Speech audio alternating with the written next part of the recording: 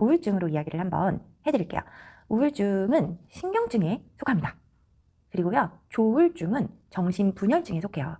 조울증을 굉장히 가볍게 이야기를 하시고는 하지만 조울증은 정신분열증에 속합니다. 조울증은 뇌의 조절 장치가 고장이 나서 뇌가 망가진 상태인데 기분이 좋은 게 끝까지 올라갑니다. 그리고 나쁜 게 땅 끝까지 파고 내려가요. 조증은 하늘 끝까지 올라가서 막 날아다녀요. 그리고 하늘 높이 날아가서 막 놀다가 결국에는 이렇게 날개가 꺾이는 것처럼 녹아서 추락합니다. 추락의 속도감이랑 그 우울감을 견디지 못하고 보통 이때 자살 시도, 이상행동 이런 것들 많이 하시죠. 감정이 갑자기 기분이 좋아졌다, 나빴다 단순히 반복한다고 조증이 아니에요.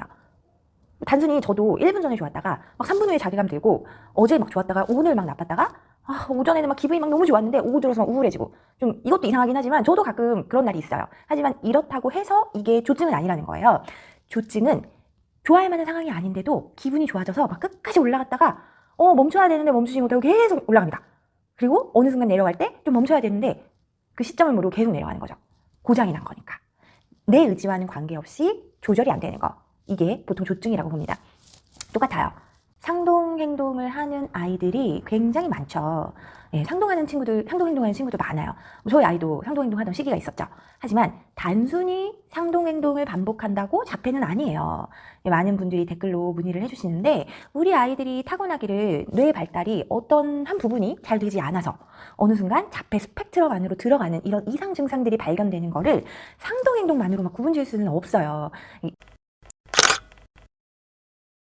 전후로 분명히 우리 아이가 상호작용이 막 엄청 잘 되고 있었는데 내가 부르면 바로바로 갔었는데 어느 순간 이게 안 돼요.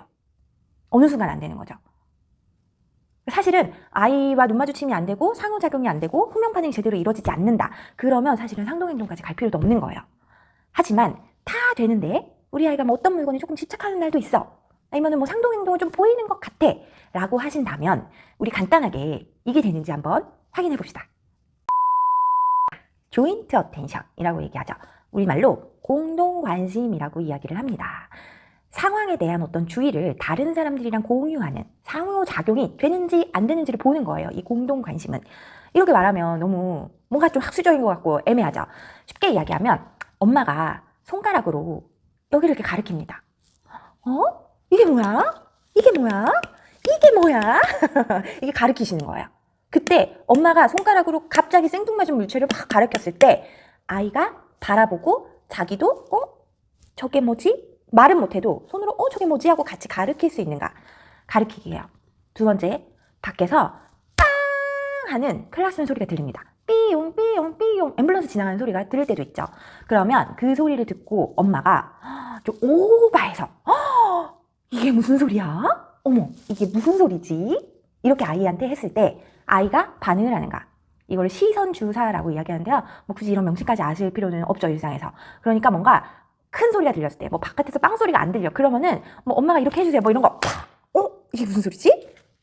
그러니까 맥락에 관계없는 아이가 뭔가 집중하고 있을 때 내가 호명을 했을 때 우리 애가 안 봐. 그러면 뭔가 아이의 주의를 환기시키는 어떤 소리를 딱 냈을 때 우리 아이가 쳐다보는가. 또 세 번째, 엄마가 주세요 했을 때 우리 아이가 주는가. 주는지 안 주는지 되는 거예요. 이거 사실은 6개월 때 되는 아이도 있고요. 돌 때 되는 아이도 있고요. 2돌 가까이 돼도 안 되는 아이가 있어요. 근데 2돌 가까이 됐을 때도 이게 안 되면 상호작용이 안 된다고 보는 거니까 이제 어머님들 병원 한번 가보셔야 되는 거죠. 네 번째, 아이가 자기의 손이나 어떤 이곳에 뭔가를 숨겼다가 엄마에게 짜잔 하고 보여줄 수 있는가. 보이기입니다. 이런 것도 다 상호작용의 어떤 일종이라고 보는 거죠. 주기, 보이기, 시선주사, 가리키기. 이 네 가지가 아이들이 되는, 이 공동관심이 되는지를 한번 보시는 거예요. 이게 행동 같지만 사실은 세부적으로 바라다 보면 정서적인 공유입니다. 이런 거를 공통관심이라고 통칭해요. 관심 능력은 사회적인 어떤 의사소통 기술의 발달에 중요한 역할을 해요. 왜냐하면 타인의 마음 상태를 추측하는 데 있어서 이런 거는 결정적인 역할을 하기 때문입니다. 것들을 보는 이유는 자폐 스펙트럼을 가진 대상 아동들은 자기 행동에만 반응을 하고요. 타인의 행동에는 잘 반응을 하지 않습니다. 그렇기 때문에 저 공동 관심이 되는지 안 되는지를 먼저 확인해 주시는 게 필요해요. 그러니까 저게 퍼펙트한 그 모든 것은 아니고요. 상호작용의 시작점이라고 보기 때문에 그래요. 저게 먼저 돼야지 그 뒤로 이어지는 상호작용들이 이루어질 수 있는 거예요. 그러니까 만약에 저것도 되지 않는다 하면 이 기준은 24개월. 저건 너무 쉬운 거니까 두 돌. 최대한 늦춰서 우리 두 돌이라고 한번 보자고요. 두 돌 전후로 저것도 안 되면 병원에 한번 가보시는 게 좋습니다. 네.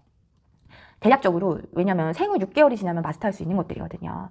그러니까 엄마나 아빠, 어린이집 선생님, 할머니, 할아버지, 삼촌이 경비 아저씨, 청소 아줌마, 슈퍼 아줌마, 누구라도 다른 사람의 시선이 향하는 곳을 아이가 정확히 따라갈 수 있는 능력이 6개월이 되면 생깁니다. 이 항목에서 좀 어려움을 겪고 있는 아이들이 센터에 와서 놀이치료를 많이 하죠. 아이에게 자유롭게 놀게 하고 그 사이사이에 치료사가 개입을 합니다. 애가 혼자 자동차를 가지고 놀면 치료사가 개입을 해서 입으로 빵빵 소리를 내어주는 거예요. 아이가 포크레인이나 레미콘을 가지고 놀면 그런 소리를 내면서 손 모양으로 흉내도 내주고 그 사이에 흉내를 내면서 같이 노는 거죠. 치료사 선생님이 실로폰이나 북 같은 어떤 그 리듬 악기, 타악기들을 퉁퉁퉁 치고 난 다음에 아이가 따라서 치게 하고 호명어에 맞춰서 함께 얼쑤 하면서 이렇게 치는 이런 것들을 놀이치료에서 진행을 하죠. 자연스럽게 선생님이 하는 행동을 그대로 이어서 따라하게 하면 아이들이 같이 따라하게 하거나 같은 블록을 쌓으면 아이들이 옆에서 같은 블록을 완성해 나갔다든지 이런 협업 과정을 주고받으면서 놀이치료의 훈련을 하게 돼요. 1대1로 어느 정도 공동 관심이 형성이 됐다고 생각이 치료사분이 되어지면 그룹으로 비슷한 기능과 비슷한 연령의 아이들의 집단 놀이치료로 넘어가죠. 이 아이들이 1대1로 주고받았던 이 스킬들을 그룹에서 자유롭게 펼쳐 보이는 거죠. 그러니까 이 과정에서 친구들과 실전에서 노는 과정을 선생님의 관리 보호하에 진행하게 되는 거예요. 이거 어디서 많이 보시지 않으셨어요? 네, 집에서 부모님들이 충분히 해주실 수 있습니다. 꽤 많은 인내심과 시간을 필요로 하지만 아이 옆에서 하이톤으로 기분 좋게 환기가 되는 목소리로 아이 옆에서 노는 옆에서 개입을 해주시는 거예요.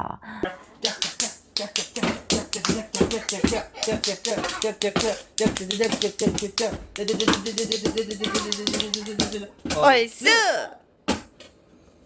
네, 저희 신랑이 옥동자 개그맨을 굉장히 부러워합니다. 온갖 개인기가 많거든요. 제가 신랑에게 요구한 개인기가 많습니다. 방출하세요. 그동안 갈고 닦았던 개인기 방출하시고요. 개인기 못하셔도 상관없어요. 그냥 높은 목소리로 평상시를 아야 어여 이렇게 말씀하신다면 아야 어여 어여 좀 높게 말하라는 거죠. 아이들에게는 그게 귀에 쏙쏙 들어오니까 그렇게 상호작용으로 아이와 공동 관심을 훈련하고 이게 혼자 해보다가 힘들면 인근에 믿을 수 있는 친한 친구, 동생, 아이들 집으로 불러다 같이 놀게 하는 거죠. 예전에는 우리 엄마 아빠 세대에 많이 했던 이런 일들이 요즘엔 어려운 시대가 된 거죠. 하지만 아이들에게는 이게 꼭 필요하죠. 이렇게 아이들이 모방부터 시작하는 겁니다. 엄마, 아빠, 선생님이 하는 놀이를 보고 따라하는 모방, 내 주변의 친구들이 하는 놀이 모방. 이 모방에서부터 성장하고 모방을 통해 발달하고 모방을 통해 행동하고 모방을 통해 언어를 습득하는 거예요. 그러니까 좀 그 자폐 스펙트럼을 가늠하는 기준 중에 하나가 이 아이가 어떤 모방이 되는가. 사실은 이 상호작용의 시초가 모방이라는 것도 있죠. 왜냐하면 이 모방은 단순한 흉내내기뿐만이 아니라 그 정서도 같이 따라가게 되기 때문입니다.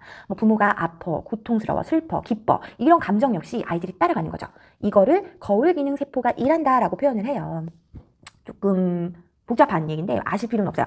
전운동피질이랑 하두정맥, 대뇌피질, 쉽게 말하면 두정엽, 이 뒤쪽에 있는 거, 앞쪽에 있는 축두엽 쪽에 분포되어 있는 거울 기능 세포가 있습니다. 미러 유런이라고 이야기를 해요. 말 그대로죠. 미러, 거울. 거울이 상대방의 모습을 그대로 비추죠. 그러니까 이 거울 기능 세포는 어떤 부모의 감정이 아이의 거울 신경 세포를 자극시킨다는 말이에요. 행동뿐만이 아닙니다. 행동은 당연한 거죠. 그래서 아이의 표정을 보면은 굳이 그 부모님을 대면하지 않아도 부모님의 표정이 보입니다. 우리 아이가 잘 웃지도 않고 표정도 많이 없어. 항상 뚱하게 있어. 아우 쟤는 도대체 왜 맨날 저렇게 뚱하게 있는 거야. 다른 집 애들은 잘만 웃는데 라고 하소연하시는 부모님이 간혹 있습니다. 거울 보시면 돼요. 거울. 우리 부모님 표정이 그렇습니다. 어렵죠?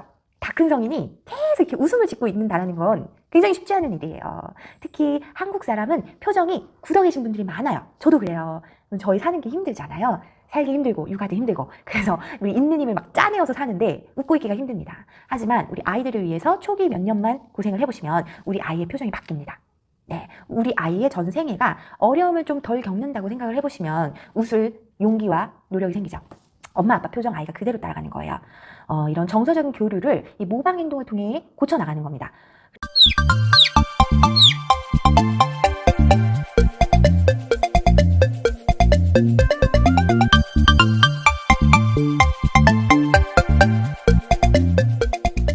그래서 자폐에 가까운 자폐 스펙트럼 안에 이렇게 들어올랑말랑한 아동, 말이 통하지 않는 유아들에게는 아무리 행동 법칙을 가지고 설명을 하고 기준을 세우고 안 돼, 하지 마, 하지 마, 이렇게 하면 안 돼 하고 줄구장창 설명을 아무리 늘어놓아도 몰라요. 애들은 이렇게 하실 필요 없어요. 감정 교류가 중요하고 부모 감정 따라간다고 했잖아요. 부모가 하지 마, 하면 안 돼, 명령조로 강압적으로 이야기를 하면은 아이들이 뻗대면서 들어놓을 가능성이 많습니다. 얘네들은 아직 말도 안 통하고 의사소통도 잘 안 되는 시기인데 하면 안 되는 게 많은 규칙이 늘어날수록 얘네는 너무 버거워지는 거예요.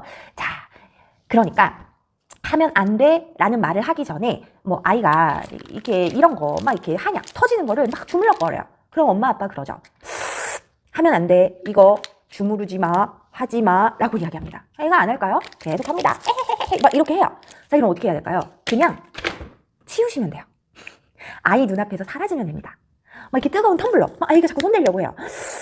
뜨거운 거 손대지 마, 뜨거운 것만 아야 아야, 뜨거운 거면 아야 하고 아파.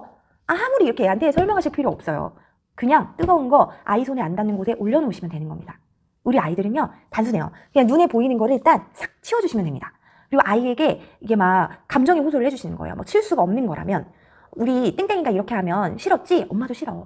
이렇게 안 하면 엄마 너무 기쁠 것 같아. 치카치카 할까? 라고 했을 때 아이가 안 한다고 하면 옆집에 우리 철수 치카치카 잘한다고 소문이 났던데? 라고 긍정적으로 이야기를 해주면요 거짓말 같겠지만 아이들이 합니다.